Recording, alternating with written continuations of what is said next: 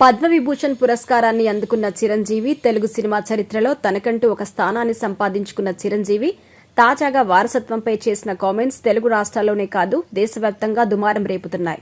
ఒక సినిమా ఫంక్షన్లో మాట్లాడిన చిరంజీవి ఇంటి నిండా అమ్మాయిలే ఉన్నారని, ఒక లేడీస్ హాస్టల్ మెయింటైన్ చేస్తున్నట్టుగా ఉందని, చరణ్ ఈసారైన అబ్బాయిని కనరా లెగసీ కంటిన్యూ అవుతుందని చేసిన కామెంట్స్ ఇప్పుడు దుమారం రేపుతున్నాయి.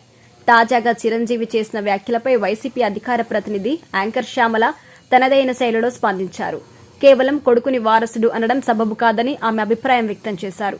వారసురాలిగా కూతురుని కూడా పరిగణలోకి తీసుకోవాలని శ్యామల తెలిపారు.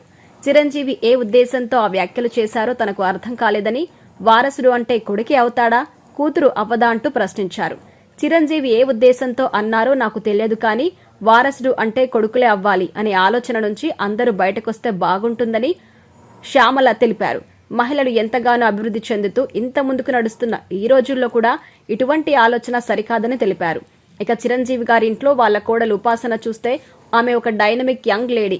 డైనమిక్ ఉమెన్ గా ఒక సంస్థను ఎంత చక్కగా నడిపిస్తున్నారో అందరికీ తెలుసు.